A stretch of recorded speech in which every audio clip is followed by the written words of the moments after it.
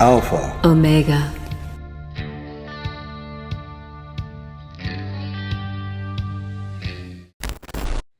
Aha, we haven't talked about the magical wars lately. Hollywood being exposed at the Golden Globe 2020 was epic. It looks pretty positive for us lately. I'd like to have your opinions on this. Oh, sure. I'll be happy to talk about it. We are smack dab in the middle of a magical war, and we are invaded by demons like you wouldn't believe. They have been pouring through, and they've got a foothold here. Okay, take for example, I mean, this is like classic. I've been telling people for this for months and months and months at our morning rituals. We're invaded by demons. Many of our leaders, politically, industrially, uh, even spiritually, all of these leaders, not all of them, but many of them are demon possessed Yes. and are being motivated and moved by these demons without even realizing it. They're not completely unaware of it. But right now, there's an incredibly great example of this. Yes. Go watch again the State of the Union message. But instead of watching Trump and his speech, watch Nancy Pelosi behind.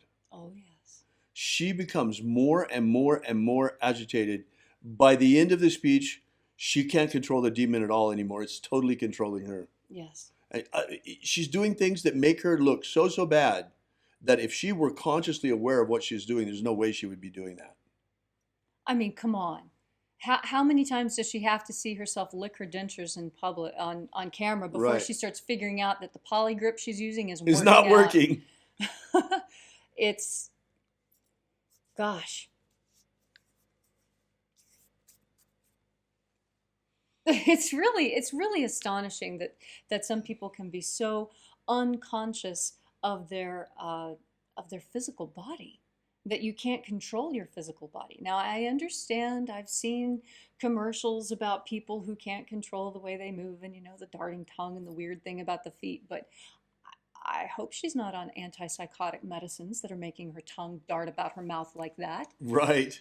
Geez, that's kind of frightening. Or her toes wiggling uncontrollably in her shoes under the desk. I mean, This it's is scary. It's not so easy usually to spot this in people.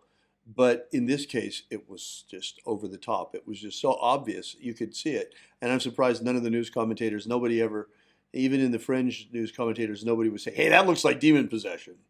Because that's exactly what it looks like. Right. It's a classic case of demon possession. Yes. So, the problem is, we've been in this war for a long time, and we've been getting our asses kicked for centuries Right. because of the fact that the black magicians have been using some really diabolical stuff. Yes. Ever since the Aztecs, ever since the Jesuits met the Aztecs and brought back that Aztec magic, Wow. there's been human sacrifice going on. Mm-hmm. And all of that energy of human sacrifice is formidable. It's not easy to defeat that kind of tactic in a magical war. Certainly, we're not going to stoop down to their methods. That's not who we No. are.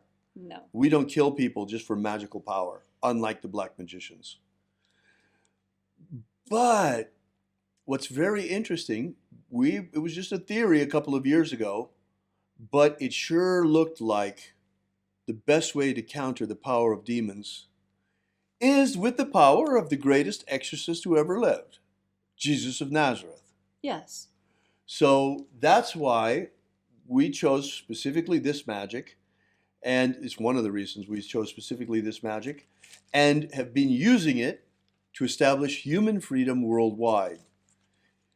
In this way, we are not fighting against the black magicians. We're not fighting against the energy of human sacrifice that they're throwing at us. Right. But instead, we're using the energy of the sun itself, Yes. the God force energy streaming from the sunrise every morning to free humanity. That's a huge energy. The energy of sunrise, harnessed using the magic of Jesus, is strong enough to defeat the human sacrifice of the black magicians. And that's why we're at this turning point. Yes. For the first time in centuries, we're winning, folks. We are winning this war. We're kicking their butts instead of the other way around for a change. And we see that all over the place. And another thing is that, another thing that we have noticed is that everything that we have asked for in the morning rituals has happened. Yes. Every single thing. Yes. It's almost spooky. We're very careful with what we ask. We're very careful what we ask. Oh, thank you so much, Irene. She says, you guys so rock. Golden Dawn will win. Thank you. That's so sweet. It's not just the Golden Dawn. We have powerful, powerful allies. There are Christian prayer warriors across the nation that are praying for the freedom of our country and the success of our country, and that things will go well. But we're doing the best that we can too. We were talking about it this morning. I was asked by Leo Zagami online. You may have seen the figure, the episode. He asked me, "Well, is prayer not enough? Why magic?" Right. Of course, prayer is great, but that's like asking, "Isn't the infantry enough? Why do we need an air force?" Right. Because really, that's where the magic of Jesus does come in, because it's the magic of the angels, of the legions of angels that he commanded. Yes. And they're here. They come every morning.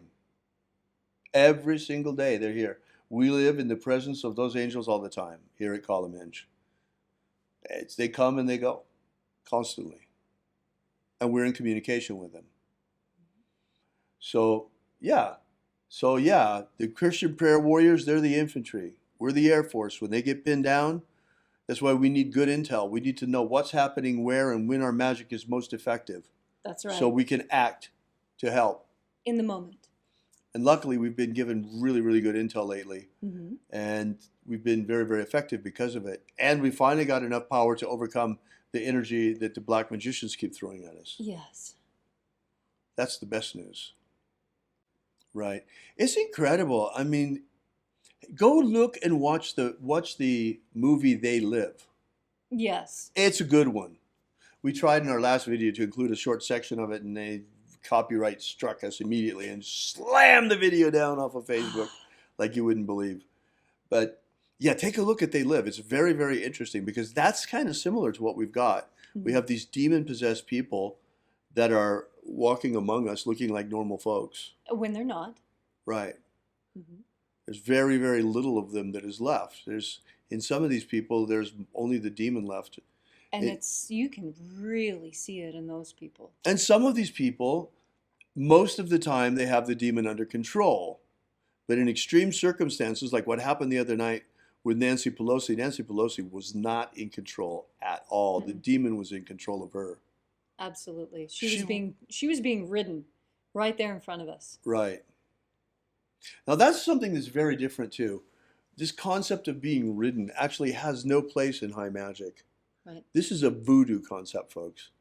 The voodoo practitioners use magical methods in order to be ridden by the lower, where they lose control completely and the lower are just manipulating them. They become totally the instrument of the lower. Right. Well, the Golden Dawn actually prohibits this. Yes, specifically. Specifically, that we swear not to put ourselves in such a passive state that one will lose the power of their will in the moment. So they were thinking more about mesmer and that sort of thing at the time. Right, right. But it fits very well with the voodoo craze that's going on. Was going on. Was going on in Wicca, especially. Yes, especially in Wicca. Yeah. And it's really because they have this concept in Wicca of drawing down the moon and drawing down the power of the goddess and the god. Well, that's fine if what you're doing is using a technique like the Assumption of God forms in the Golden Dawn. And then at the end of it, you take them back off. But these people putting on these God forms and never taking them off, and they're doing it not like we do, interacting with the God forms, but they're doing it like the voodoo practitioners do, allowing themselves to be ridden. Yes. Causing all kinds of problems. Yes. And it's really leaking out into Wicca and causing problems because They don't understand that, and I'm going to let a little secret slip. Almost all the founders of Wicca were Golden Dawn practitioners. So there's so much Golden Dawn magic in Wicca that if you were ever to pick up a book and start going through it, you'd say, oh, well, this is that, and this is that, and this is that, and this is that. Why did they just change everything? Why didn't they just do Golden Dawn? And you've got two layers of influence. You've got the Crowleyan influence, unfortunately, Golden Dawn information filtered into Wicca through Crowley, but you also have Dion Fortune's influence. Yes, and Dion Fortune was wonderful. She very carefully went through with a fine-tooth comb and picked and teased out all of the influences of Crowley as much as possible. And that influence, which seemed too deeply ingrained, she showed how it was not only fully borrowed, but it wasn't even his idea to put it in there. Many of the greatest ideas that what's-his-name had were actually, of course, stolen from people that he worked with. And that's the other thing we always recommend, is that when you learn something, you take the time to tell people where you learned it. Right. Because unless you start talking about, well, with people who are interested, of course, when you start talking about, well, I do Golden Dawn magic and this, that, and the other with select people, which you can do, it's important that when you give them an idea, that you give them a name that they can go to, so that if they decide that they want to do research on things that maybe you're not even interested in, you've given them something more to go on. And Dion Fortune, absolutely incredible woman. She was a formidable force in at least 3 different magical traditions that I know. Also, she brought very much psychology to magic. Yes, she did. And was a profound influence on Rigardi. Yes. Rigardi, after his split with Crowley, oh, gosh, you probably have heard about this, but I've never told the story on camera before, so I actually will tell the story now. Israel Rigardi, as a very young man, went to become the personal secretary of Aleister Crowley. And while he was there, of course, he wound up getting raped by Crowley, and a whole lot of things happened, and wound up with Stockholm Syndrome. And by the time, like so many people in sadomasochistic relationships. Oh, yes. And then at the end, when the whole thing, Crowley basically threw him out on his ass. He just had enough of him, and see you later, goodbye, whatever you're going to do, I don't care. Right. And after that, Rigardi was crushed. And he spent about 6 months recuperating in the home of Dion Fortune. So that was where he first came into contact with the psychological side that was to affect him so profoundly, in addition to the Golden Dawn. Rigardi came into contact. Rigardi, right, came into contact through Dion Fortune. Yes. Right, with the psychological material. And that eventually wound up with Rigardi becoming a chiropractor, as a doctor of chiropractic, as well as a Reichian therapist. He was working with the ideas of Wilhelm Reich, which is quite fascinating, by the way. Oh, yes. SCIFER, Frater Archimedes, says, I'm assuming that questions asked are only to be about neo-magic only. What is neo-magic? That's a good question. Yeah. Neo-magic. Are you talking about the Matrix? Or New Golden Dawn, Neo Golden Dawn? By the way, I'm really glad that this came up. This is quite interesting. Karen then says neo-shamanism. Yeah. We're really not sure what he meant. I'm sure he'll clarify for us what the question actually was.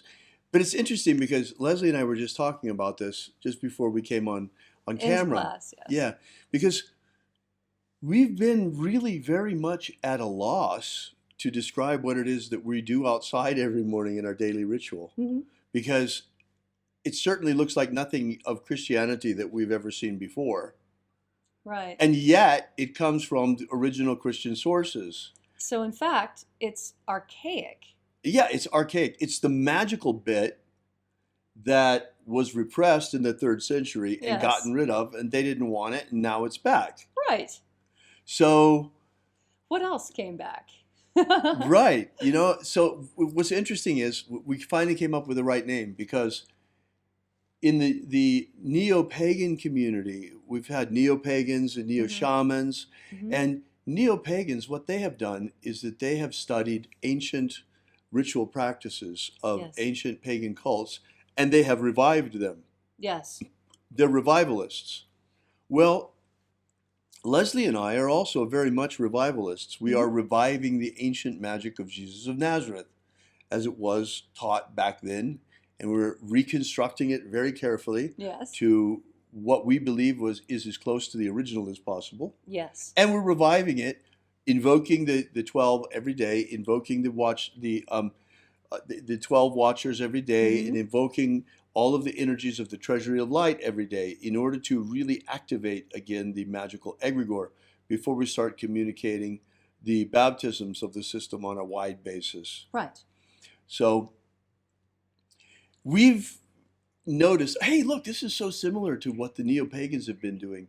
And so I thought of it, and I think, hey, it would actually be a very good idea Yes. that we call what we're doing out there Neo-Christianity. Yes. Because just like the pagan tradition that I come from, where you carefully scan the anthropological records and you go through the museums and you look for the old leftover, the original spells, the original rituals written in the original languages, translate it, dust it off, try it out. I did that with a lot of paganism. And now we're doing it with Christianity, with That's Christian magic. Fantastic, and it works just the same way. It's just as effective, and dipping into these energies that haven't been worked with in hundreds and hundreds of years feels so nice, because it's like drinking water from a very, very deep well. And when you see it, the water it has a blue tint to it because it is so clean and so pure and so prehistoric and preserved. It looks different from all the other water on earth. That's how this magic is to me. It's really amazing. And the opening of the treasury of light is amazing in and of itself. But the real beauty of this system is the baptisms. And that's what makes it so unique, in the sense that if you talk about Christianity has basically abandoned magic completely. 1,700 years ago. Mm-hmm. And except for prayer, interestingly enough, and prayer is a very powerful form of magic. Yes. Now, but the magic of Jesus and the whole notion of Jesus as magician was deliberately stomped out. Yes. Because the people of the day saw Jesus as a magician. Almost everybody did. And when the Christians were trying to proselytize, oh, you mean Jesus the magician? No. We're talking about Jesus, the Son of God. Well, yeah, but Apollonius is Son of God too, and I heard he's doing all the same stuff that Jesus is doing. So what have you got that's different? So they had some problems. Hi, Greg. Hi. Neo-Judaism, Greg says. Good idea. Yeah. Okay, Neo. Or Neo-Judaism. That's great. Oh, that's great. Neo-Christianity. Yeah, Neo-Christianity. Why not? I like it. It's a very accurate description, because Neo-Christianity carries with it the idea of the revival of an ancient practice and the reconstruction of ancient rites. And that's exactly what we're doing. Yes. Yes, it is. And it needs to be done. Christianity has many times over gone into new areas and absorbed new techniques into itself. And this is no different, except this is more like Christianity coming home to its actual roots. I like the idea of Neo-Christianity because, in contradistinction, because, for example, in the Bruce Codex, there's absolutely nothing about the Eucharist ritual. Nothing. Not at all. Nothing. It's completely missing. It's just not there. Instead, there are other sacraments. Oh, yes. The baptism of the waters of life, the baptism of fire, the baptism of the Holy Spirit. These are the three primary sacraments of Neo-Christianity. Yes. It's very exciting. It is indeed. Especially now that we come up with the name. Right. Well, because naming things is important. In fact, naming things is the first way that language really became established. Right. What is that? Well, it is called this. Well, how did you come up with that name? Well, I don't know. Well, they say that because everyone says, well, the neo-pagans, it's not like original paganism, it's new, it's neo-paganism. Right. Okay, fine. Well, then what are you supposed to call a religion that was a part of Christianity 2,000 years ago and yet has been missing for, say, a millennia and a half? Right. So and is reconstructed and revived. Obviously, it's neo. Yes. So, neo-Christianity. Well, that's about it. Thank you so much, folks. Really appreciate your being here. And remember, have faith and expect a miracle. May your magics work better than expected.